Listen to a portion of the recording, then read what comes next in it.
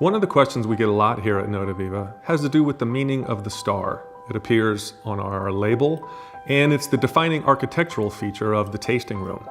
The star has a lot of meanings. In some cultures, it's a symbol of welcome. For us, it has much deeper meanings.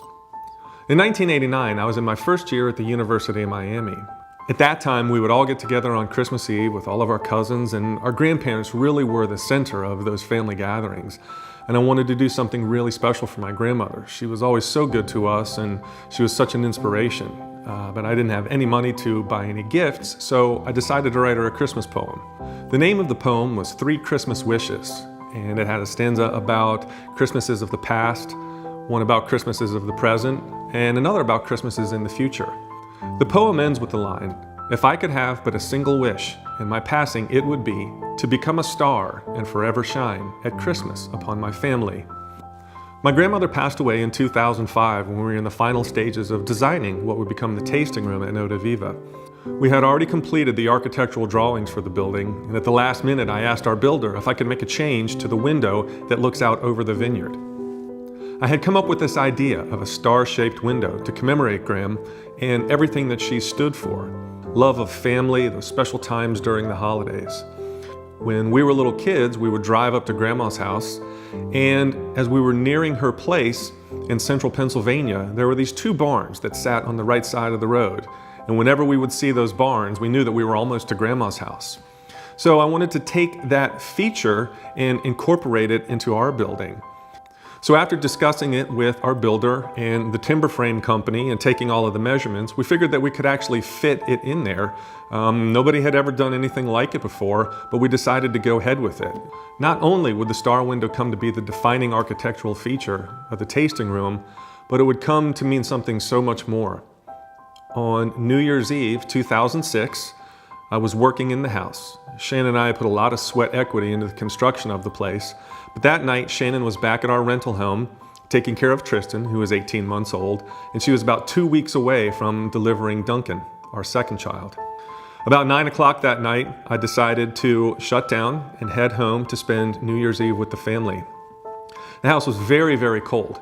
We didn't have power in the house, and it really was just a shell. The power company had installed a small outlet on the power pole in front of the house, and I would run an extension cord inside to use my work light so that I could see what I was doing as I worked late into the night. This particular night, I unplugged the work light, and to my amazement, on the floor, right in the middle of the tasting bar, I saw a white star shining.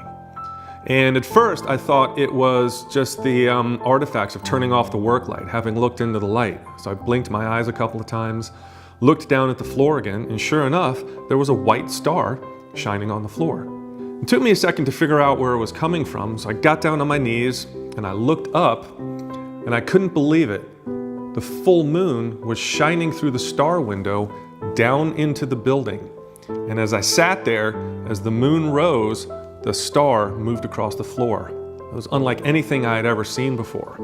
We had no idea that anything like that was even possible. It certainly wasn't planned. And in fact, the reason that the house sits at the angle that it does was a fluke. When we were building the home, after we had demoed the old structure that was here, it was really just a big hole in the ground. And our contractor asked us, "Which direction do you want the house to point?" And Shannon and I both knew that we wanted the house to look out over the vines. So they lifted us up in a bobcat. We're about 12 feet off the ground, pretty much dangling in midair, right where the tasting bar is today. And I looked out over the vineyard, and there was a dead tree on the other side of the vineyard. And I told Ron, our contractor, I said, "Point the house that way. That way, when we're standing here at the bar and we're looking out through the windows, we're not going to see any of the road or the traffic. We're just going to have the beautiful view of the vines." Sure enough, they pounded a stake in the ground, they marked the corner, and that's where the house was. Come to find out later that because that dead tree was on the other side of the vineyard, our house faces due east, which is exactly the perfect direction for the full moon rise to come shining in through that star. Over the years, I've had the opportunity to take some of the most amazing pictures.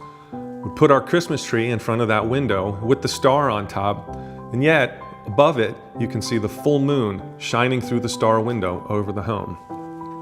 I think back to that poem that I wrote my grandmother, and remember that last line, If I could have but a single wish in my passing, it would be to become a star and forever shine at Christmas upon my family.